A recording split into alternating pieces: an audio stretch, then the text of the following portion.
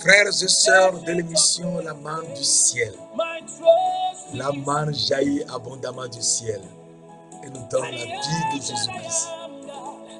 Cette nuit nous relève et nous fait sortir de nos ténèbres, des problèmes que nous avons, et nous donne la vie de Jésus-Christ. Cette vie est notre joie. La vie de Jésus-Christ en nous, c'est notre joie. Et cette vie nous transforme. Nous transforme, mes frères, mes sœurs. Car nous comprenons que nous sommes comme Jésus-Christ est lui-même. C'est très important. Nous sommes comme Jésus-Christ. Et Dieu a dit, faisons l'homme à notre image, selon notre ressemblance. Et en créant l'homme, Dieu a créé l'homme à son image. Il le créa à l'image de Dieu. Il créa l'homme et la femme. Et nous voyons à ce niveau, dans Genèse 1, verset 27, que les trois grands aspects, Dieu créa l'homme à son image. Dieu est celui qui a créé l'homme. Et il a créé l'homme en tant que fils de l'homme. Et nous avons vu dans Jean 3, verset 13, que personne n'est monté au ciel, sinon celui qui est descendu du ciel, le Fils de l'homme qui est dans le ciel. Donc il y a un homme dans le ciel. Dieu est l'homme qui est dans le ciel. Jean 3, verset 13. Et Jésus est venu sur la terre. Il a dit quelque chose d'extraordinaire. Un jour, il a posé une question terrible à ses disciples en leur demandant, qui dites-vous, qui dit-on que je suis, moi, le Fils de l'homme? Et nous avons vu cela dans Matthieu 16, verset 13. Qui dit-on que je suis, moi, le Fils de l'homme? Et Pierre a eu la révélation et a dit, tu es le Christ, le Fils du Dieu vivant. Et Jésus lui a dit, tu es heureux, Simon, fils de Jonas, car ce ne sont pas la chair et le sang qui t'ont révélé cela, mais c'est mon Père qui est dans les cieux. Donc, connaître Jésus comme étant le Fils du Dieu vivant, c'est une révélation qu'il faut avoir. Et le Fils de l'homme est donc le Fils du Dieu vivant. Oui. Et nous avons vu que le Fils de l'homme, qui est celui qui est venu sur la terre pour nous sauver, nous a créé aussi Fils de l'homme. Et Dieu créa l'homme à son image, donc il nous a créé aussi Fils de l'homme. Comme lui-même, il est Fils de l'homme. Et nous avons étudié, et nous avons vu que le Fils de l'homme est le saint serviteur. Et nous étions serviteurs en allant prêcher partout la parole. Mais il faut qu'on soit saint, car il a dit, vous serez saints, car je suis saint. 1 Pierre 1, verset 16. Et donc, pour être saint, il faut qu'on comprenne ce qu'il veut nous dire par être saint. Et nous avons vu que Dieu nous a dit que être saint, c'est de pardonner aux autres leurs offenses. Et si nous pardonnons aux autres leurs offenses, notre Père qui est dans les cieux nous pardonnera aussi. C'est ça être saint. Et Jésus sur la croix a dit, Père, pardonne-leur, car ils ne savent pas ce qu'ils font. Et donc, il faut pardonner aux autres leurs offenses. À partir de là, nous comprenons que nous sommes comme lui. Exactement, nous sommes comme lui. Et donc, nous avons vu la deuxième partie. Il créa l'homme à son image. Il le créa à l'image de Dieu. Dans la deuxième partie, il créa l'homme à l'image de Dieu. Genèse 1, verset 27, partie B, il créa l'homme à l'image de Dieu. Et nous avons vu que, ayant créé l'homme à son image, ayant créé l'homme à l'image de Dieu, Jésus-Christ est l'image du Dieu invisible. Et Colossiens 1, verset 15, qui nous l'a montré, Jésus-Christ est l'image du Dieu invisible, le premier-né de toute la création. Nous avons vu dans 2 Corinthiens 4, verset 4, que Jésus-Christ, la splendeur de l'évangile, de la gloire de Christ, qui est l'image de Dieu. Donc Jésus-Christ est l'image de Dieu. Et Jésus-Christ étant l'image de Dieu, il nous a créés, nous hommes, selon son image. Et nous l'avons vu dans 1 Corinthiens 11, verset 7, que l'homme est l'image et la gloire de Dieu. Donc, Dieu a créé l'homme à son image, il le crée à l'image de Dieu. Et à partir de là, nous comprenons que être à l'image de Dieu, c'est savoir que toi qui es élu avant la fondation du monde, tu es créé à l'image de son Fils. Avant la fondation du monde. Donc il faut savoir que tu es élu. Donc être fils de Dieu, c'est savoir qu'on est élu en Jésus-Christ avant la fondation du monde. Et il y a un verset extraordinaire dans la Bible qui nous le montre. Dans Romains 8, verset 30-31, dans Romains 8, verset 29-30, la parole de Dieu nous dit, car ceux qu'il a connus d'avance, il les a aussi prédestinés à être semblables à l'image de son Fils, afin que son Fils fût le premier-né de plusieurs frères. Et ceux qu'il a prédestinés, il les a aussi appelés. Et ceux qu'il a appelés, il les a aussi glorifiés. À partir de là, nous comprenons que si tu es appelé par Dieu avant la fondation du monde, c'est que tu es élu par Dieu avant la fondation du monde. Et si tu es élu par Dieu avant la fondation du monde, c'est qu'il t'a appelé en son Fils. Tu es l'image de son Fils. Et donc, nous l'avons étudié, nous avons vu que si tu es l'image de son Fils, il faut savoir que tu as revêtu un homme nouveau. Tu n'es plus comme avant. Tu as revêtu l'homme nouveau. Et cet homme nouveau se renouvelle selon l'image de celui qui l'a créé. Et celui qui nous a créés, c'est Jésus-Christ. Alors nous disons Colossiens 3, verset 10. Colossiens 3, verset 10, nous, ayant revêtu l'homme nouveau, qui se renouvelle dans la connaissance selon l'image de celui qui l'a créé. Et donc celui qui nous a créés, c'est Jésus-Christ. Il nous a créés pour une bonne œuvre, aller évangéliser.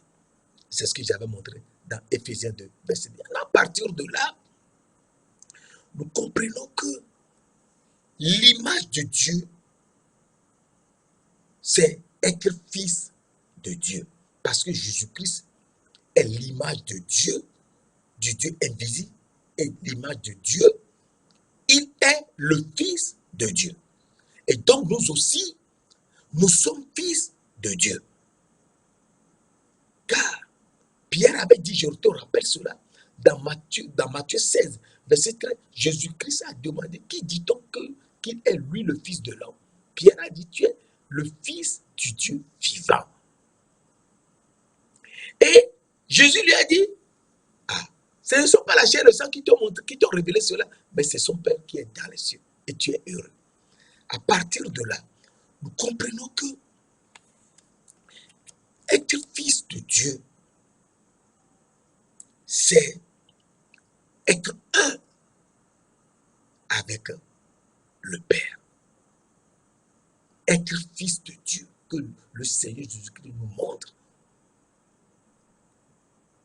Dieu créa l'homme à son image. Ça, c'est la première partie. La deuxième partie, il le créa à l'image de Dieu. Nous avons vu que Jésus-Christ est l'image de Dieu. Et Jésus-Christ, qui est l'image de Dieu, est le Fils de Dieu. Et nous lisons dans Jean 10, verset 30. Jésus nous dit, moi et le Père, nous sommes un. Moi et le Père, nous sommes un. Alors les Juifs ont pris des pierres pour le lapider. Jésus a dit, je vous ai fait voir plusieurs bonnes œuvres. Pour laquelle me lapidez-vous? Les Juifs lui disent, ce n'est pas pour une bonne œuvre que nous te lapidons, mais pour un blasphème. Et parce que toi qui es un homme, tu te fais égal à Dieu. Jésus leur répondit, n'est-il pas écrit dans votre loi, vous êtes des dieux? Si elle a appelé Dieu ceux à qui la parole de Dieu a été adressée, et si l'écriture ne peut être anéantie, celui que le Père a sanctifié et envoyé dans le monde, vous lui dites, tu blasphèmes, et cela parce que j'ai dit, je suis le Fils de Dieu. Ah, à partir de là, nous comprenons que être fils de Dieu, c'est être un avec le Père. Ah, être fils de Dieu, c'est être un avec le Père. Et les Juifs ont compris cela. Que être un avec le Père, c'est être le Père. Oui, être un avec le Père. Et Jésus nous dit qu'il est le Fils de Dieu, donc il est un avec le Père. Oui, il est un avec le Père, c'est-à-dire qu'il est le Père. Et le Père, c'est lui. Lui, il est le Père. Le Père, c'est lui. À partir de là, nous réfléchissons sur ce que le Seigneur nous a dit. Il a créé l'homme à son image. Il le créa à l'image de Dieu. S'il nous a créés à l'image de Dieu, est-ce que nous serons un avec le Père? Oui, c'est ce que la parole de Dieu nous dit. Alors, un jour, Nathanaël, à qui Philippe a dit que le Seigneur est venu de venir et de voir, quand il a vu Jésus, et que Jésus lui a dit, lorsqu'il était sur le figuier, il avait vu, Nathanaël a eu la révélation. Et c'est Jésus même qui donne la révélation aux gens. Et Nathanaël a eu la révélation et a dit, Rabbi, tu es le Fils de Dieu, le roi d'Israël. Donc, Nathanaël a compris que Jésus est le Fils de Dieu. C'est lui Rabbi. C'est lui le roi d'Israël. Et en disant qu'il est le Fils de Dieu, ça veut dire que Jésus est un avec le Père. Oui, il est un avec le Père. Et donc,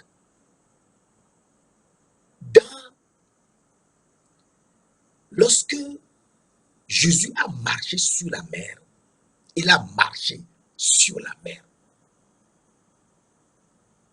Les gens ont cru, ces disciples qui étaient dans le bateau, dans la pirogue, que le vent soufflait, qui voulait faire tomber, faire écraser.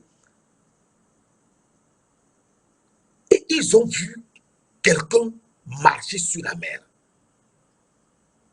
Et ils ont commencé à crier, un fantôme vient. Jésus leur a dit, non, ce n'est pas un fantôme, c'est moi Jésus. Et Pierre lui a dit, si c'est toi, ordonne que je vienne aussi sur la mer. Jésus lui a dit, viens. Pierre a sorti un pied, a tâté. La mer était comme la terre, mes frères, mes sœurs. Le Seigneur de gloire, le Seigneur Jésus-Christ, nous montre des aspects extraordinaires pour que nous le suivions, que nous cessions de dire et de mentir que nous sommes ceci, nous sommes cela. Ce sont des mensonges. Des mensonges. On ne peut rien être. C'est lui qui nous fait ce que nous sommes. Jésus a dit à Pierre, viens. Pierre a mis le pied sur la mer. La mer était comme la terre. Il a sorti le deuxième pied. Il a commencé à marcher. Et donc, quand Jésus, il a tourné la tête, il était enfoncé, Jésus l'a pris, l'a sorti de la mer. Et ils sont rentrés dans la barque. Et tous se sont prosternés. Et on dit, tu es véritablement le Fils de Dieu. Donc, cela nous l'avons vu dans Matthieu 14, verset 33. Et à partir de là, le Fils de Dieu est véritablement venu. Et le Fils de Dieu est celui qui est venu sur la terre pour que nous retrouvions la vue. Car nous étions aveugles depuis notre naissance. Le Fils de Dieu est venu pour nous redonner la vue. Alors, il faut comprendre que dans Jean 9, que nous allons lire, Jean 9, la parole de Dieu nous montre un point très important.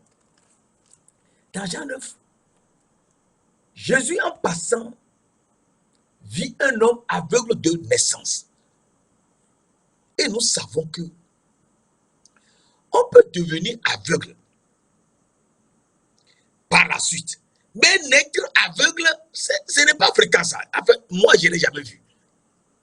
On peut naître et devenir aveugle par la suite. Mais celui-ci, il est né aveugle. Cela veut donc dire que Jésus nous parle. Il ne faut pas oublier ce qui s'était passé dans le jardin d'Éden.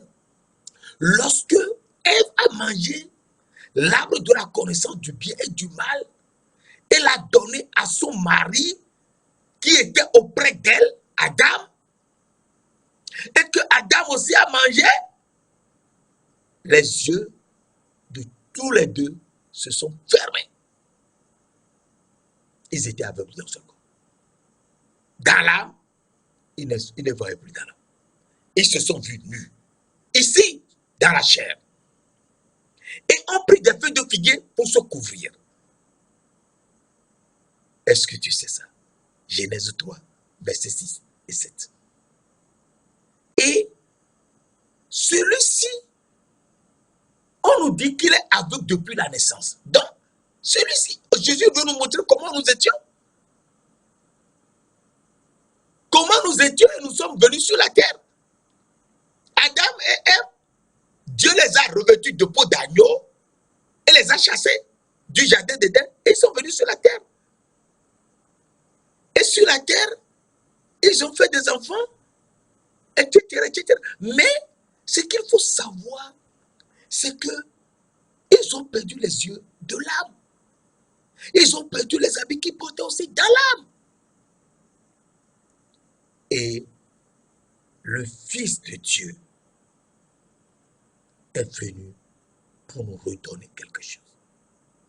Et la parole de Dieu dit dans Jean 9, Jésus vit en passant un homme aveugle de naissance. Ses disciples lui firent cette question. Rabbi, qui a péché, cet homme ou bien ses parents, pour qu'il soit né aveugle? Parce qu'on ne voit pas quelqu'un qui est né aveugle. Il peut devenir aveugle, mais naître aveugle. Jésus répondit, ce n'est pas lui ou ses parents qui est péché, mais c'est afin que les œuvres de Dieu soient manifestées en lui. Il faut que je fasse, tandis qu'il fait jour les œuvres de celui qui m'a envoyé. La nuit vient où personne ne peut travailler. Pendant que je suis dans le monde, je suis la lumière du monde. Pendant que je suis dans le monde, je suis la lumière du monde. C'est ça qui nous a confirmé dans Jean 8, verset 12, en disant, je suis la lumière du monde. Celui qui me suit, il faut le suivre. Ne marchera pas dans les ténèbres, mais il aura la lumière de la vie. Jean 8, verset 12. Donc, à partir de là, il dit, il fait de la boue avec ses salives. Et il appliqua cette boue sur les yeux de l'aveugle. Celui qui est aveugle, il appliqua encore sur ses yeux de la boue fait avec sa salive. Et il lui dit, va au réservoir de Siloé. Qui veut dire envoyer. Et il y alla et s'en retourna voyant clair. À ce niveau, il faudrait qu'on voit un aspect très important et nous continuons. L'aveugle de naissance qui ne voyait pas. Jésus a fait de la boue avec sa salive. Et l'a appliqué sur ses yeux. Pourquoi le monsieur ne voit pas? Il a fait encore de la boue avec sa salive. Et l'a mis sur les yeux de monsieur. C'est bizarre.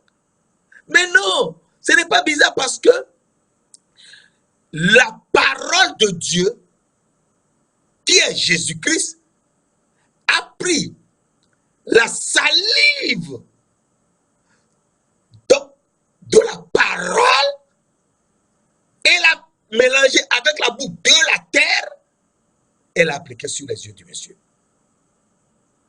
Et il a transformé cette boue en une onction qui est placée sur ses yeux.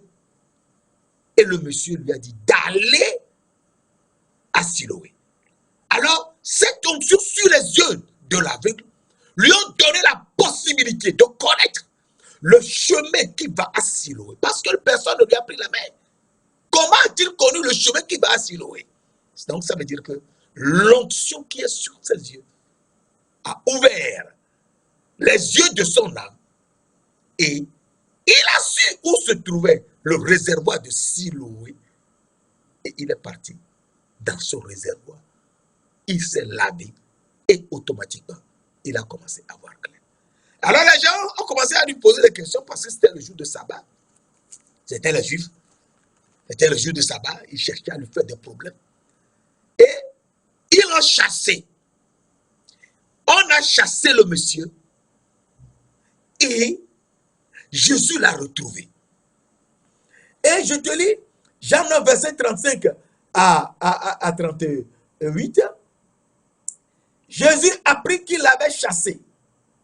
Et l'ayant rencontré, lui dit, crois-tu au Fils de Dieu? Ah. Donc, il n'y a que le Fils de Dieu qui peut nous redonner les yeux de notre âme qui étaient fermés, aveugles depuis Adam et Ève. Crois-tu au Fils de Dieu? L'aveugle qui est guéri répond. Et qui est-il Seigneur afin que je croie en lui? Verset 37. Jésus lui dit, tu l'as vu. Et celui qui te parle, c'est lui. Tu l'as vu. Et celui qui te parle, c'est lui. Ah. Et l'aveugle dit, je crois Seigneur. Il se prosterna devant Jésus-Christ. Mes frères, mes sœurs, Jésus nous a fait quelque chose de formidable ici. Le monsieur qui a été chassé, Jésus lui a mis de la boue sur les yeux. Il est parti seul dans le réservoir de Siloé. Il s'est lavé et a retrouvé la vue. Seul. C'était le jour de sabbat. Seul. Et les gens l'ont chassé parce que Il a retrouvé les yeux le jour du sabbat. Et qu'il a marché. Jésus l'a rencontré plus tard lorsqu'ils l'ont chassé.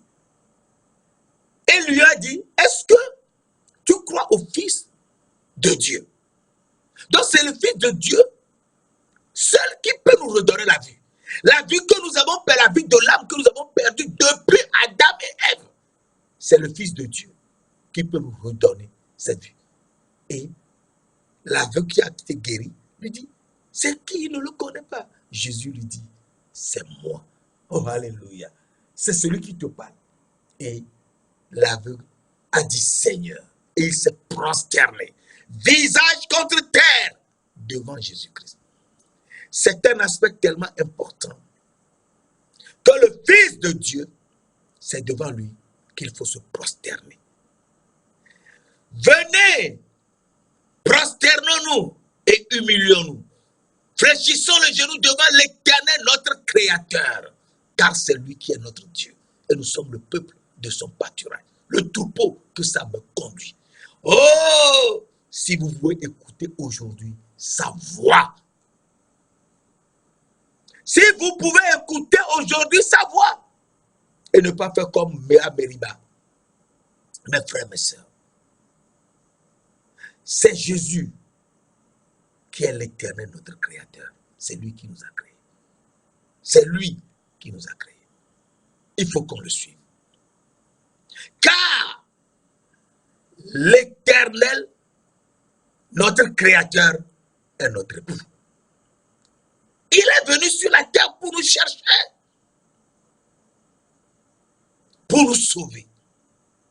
Et donc, le monsieur s'est prosterné et a montré que c'est lui, Jésus. Et donc, le Fils de Dieu, qui a été prêché par nous au milieu de vous, et c'est lui qui a tout créé. C'est lui qui nous a créés. Et il faut qu'on le suive.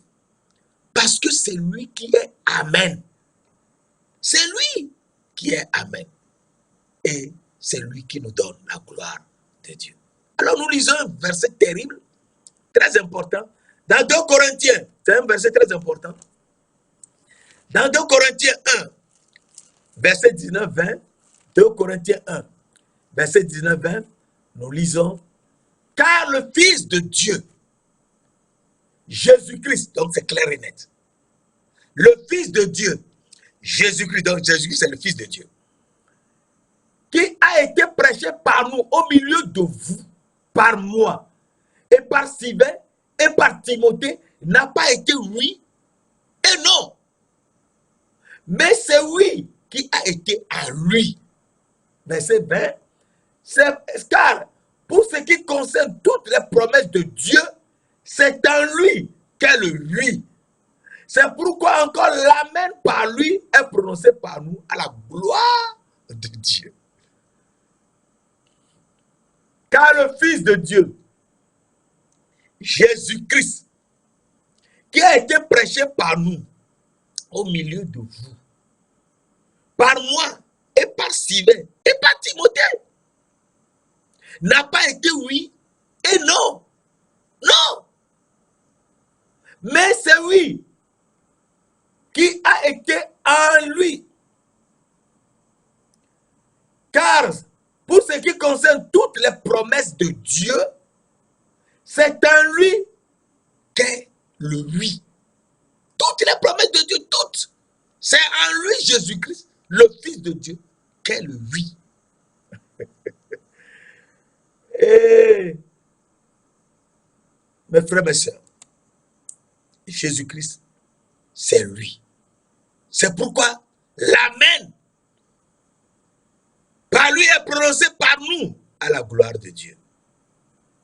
Et donc, nous comprenons que les gens qui ne croient pas et n'acceptent pas que Jésus est le Fils de Dieu l'ont arrêté et l'ont crucifié.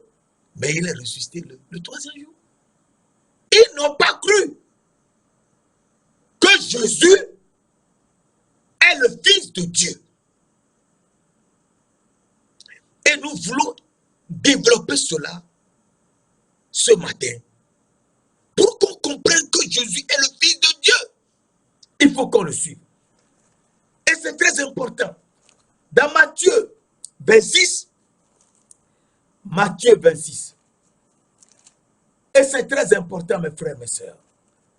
Dans Matthieu 26, versets 62 à 64, la parole de Dieu nous dit, le souverain sacrificateur,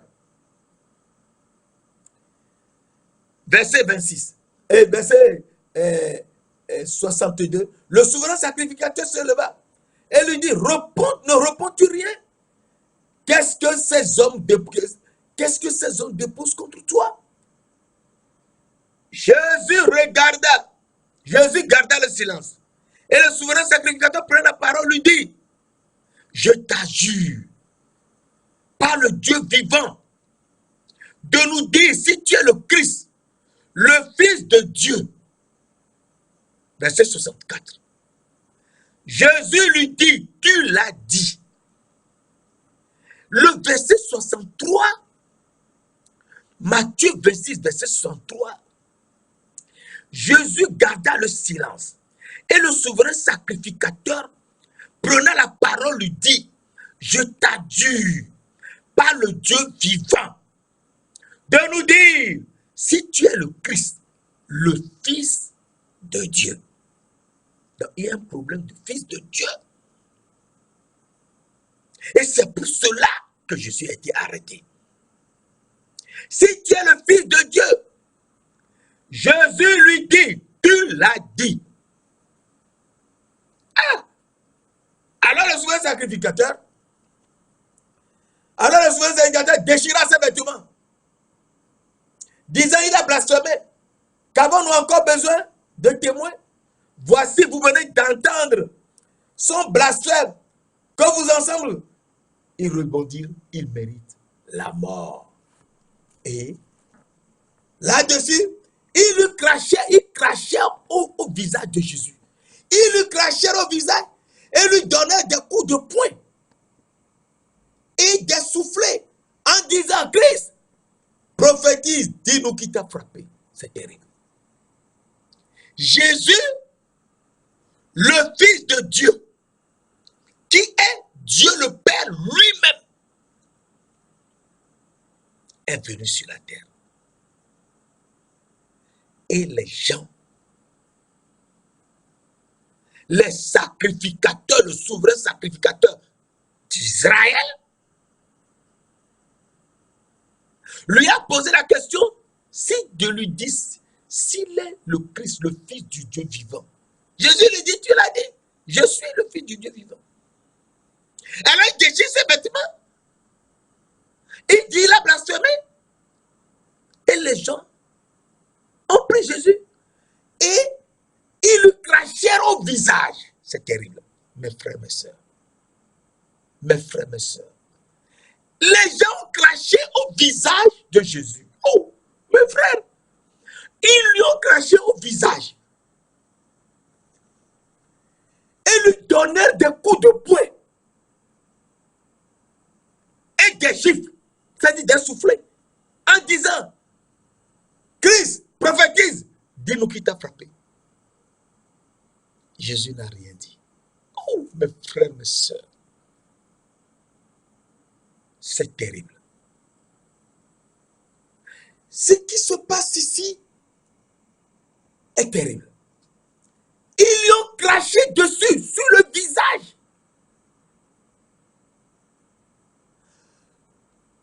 L'ont donné des coups de poing.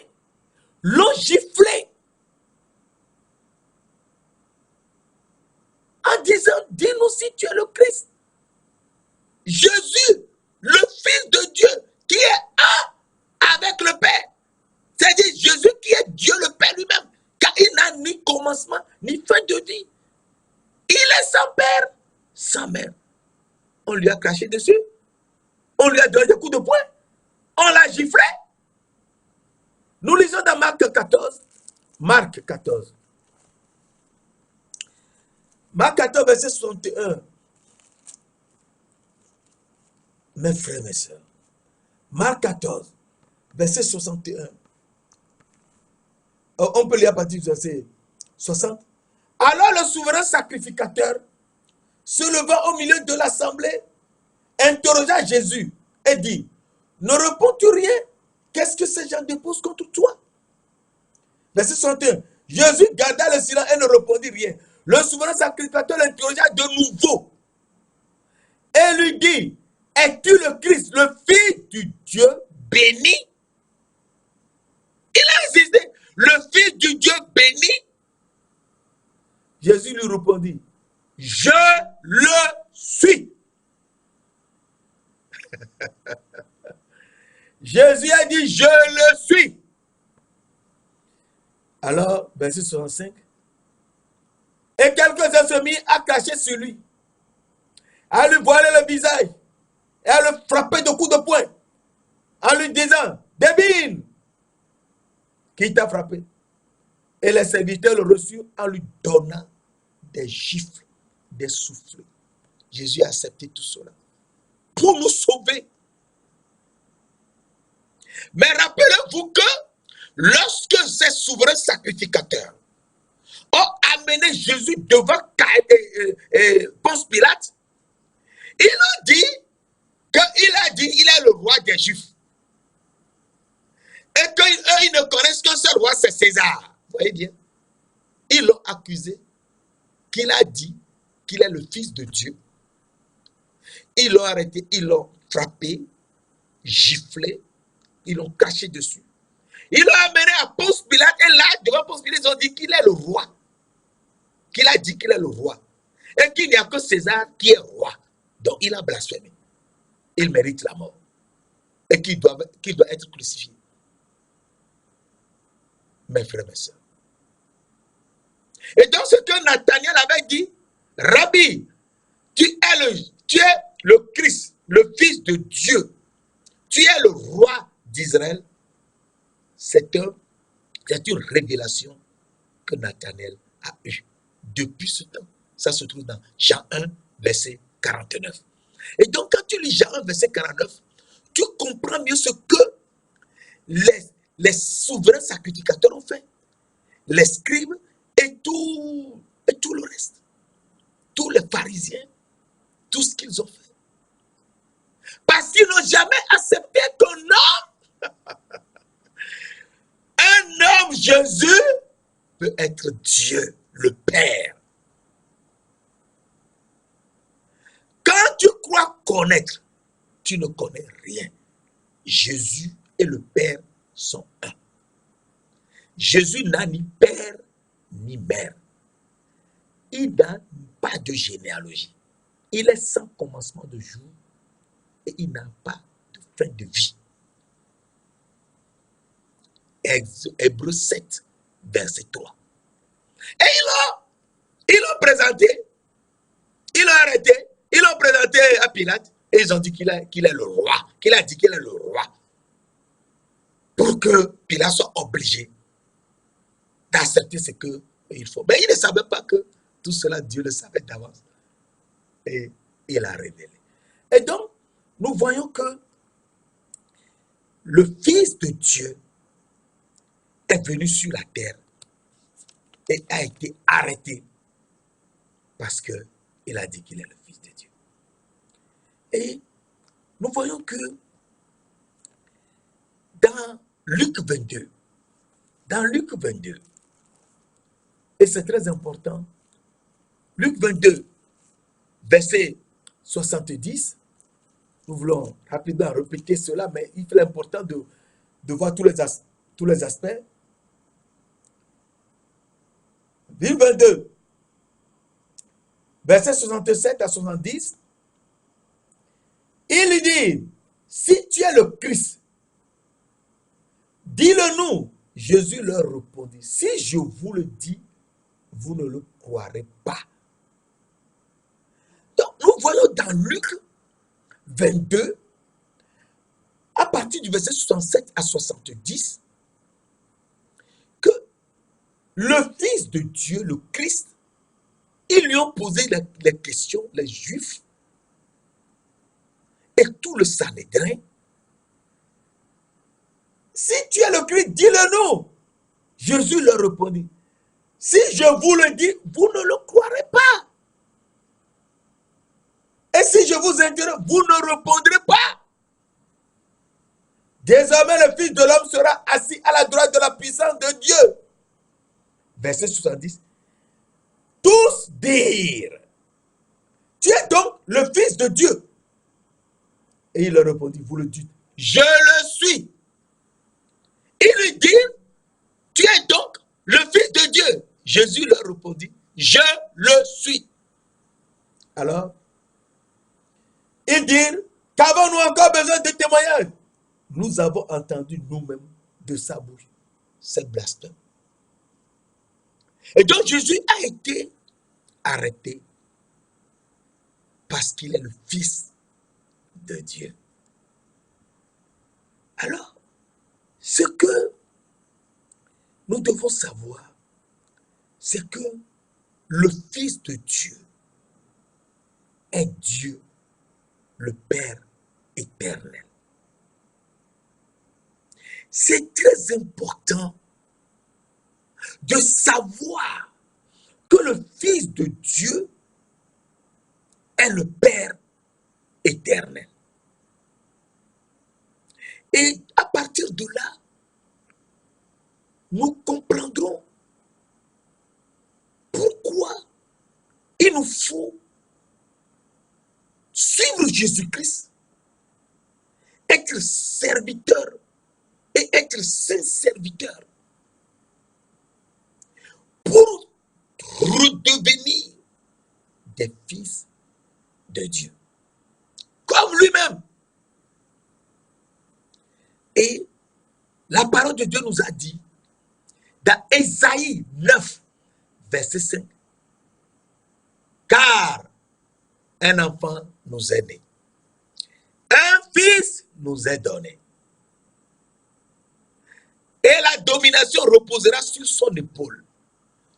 On l'appellera admirable, conseiller, Dieu puissant, Père éternel, Prince de la paix.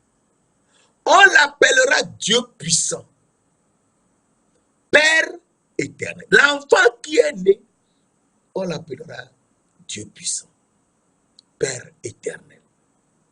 À partir de là, nous comprenons que le Père éternel est venu jusqu'à nous sur la terre.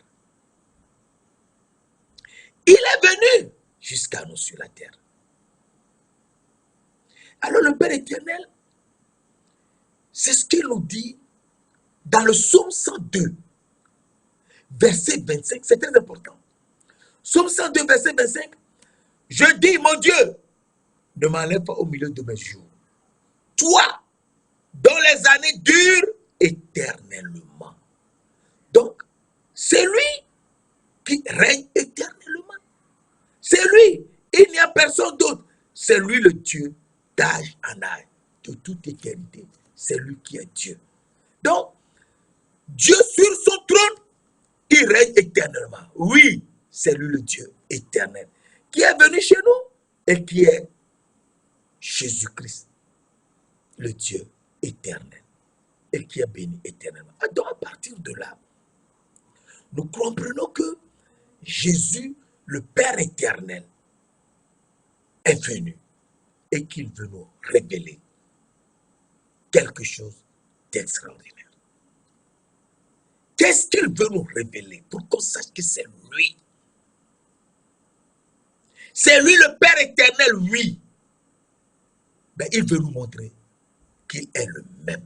Il ne change pas. Il est le même. Il ne change pas.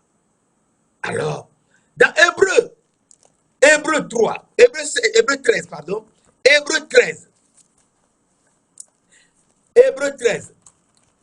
verset 7, Hébreu 13, verset 8, pardon, Hébreu 13, verset 8, la parole de Dieu nous dit, et c'est très important, Hébreu 13, verset 8, Hébreu 13, verset 8.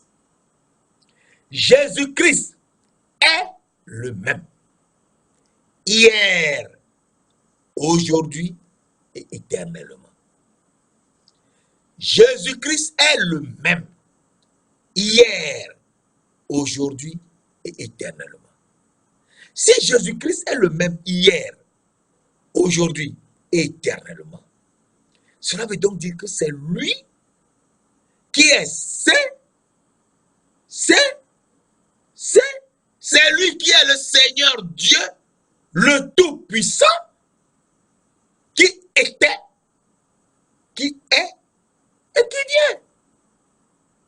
Qui était, c'est-à-dire hier, qui est aujourd'hui et qui vient éternellement. Et donc, Jésus-Christ est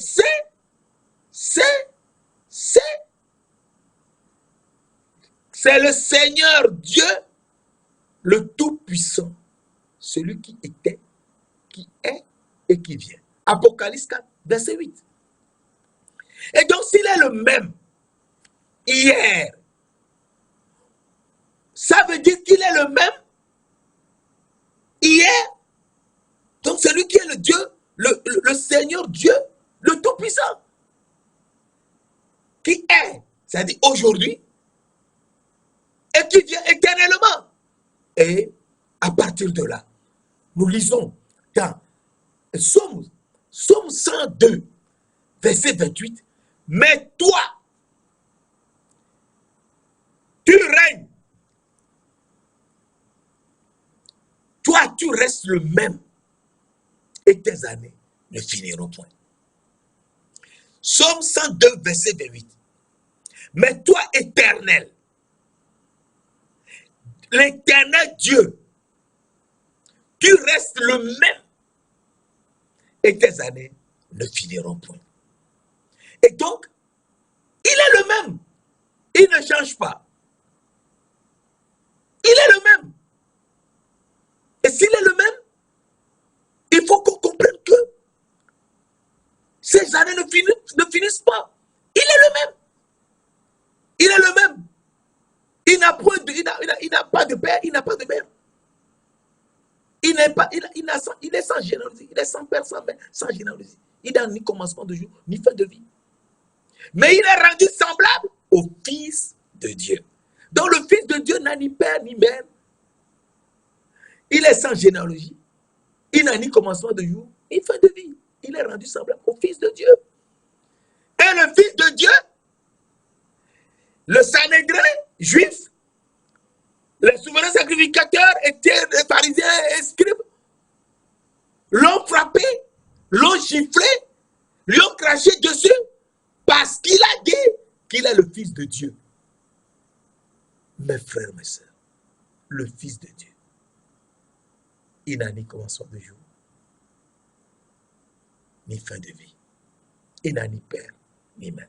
Et donc, dans 1 Corinthiens 12, verset 5-6, la parole de Dieu nous dit, 1 Corinthiens 12, nous lisons cela rapidement. 1 Corinthiens 12.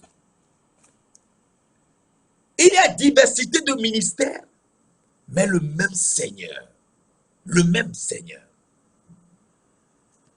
Diversité de dons, mais le même esprit. Verset 8, verset 6, 1 Corinthiens 12, verset 6.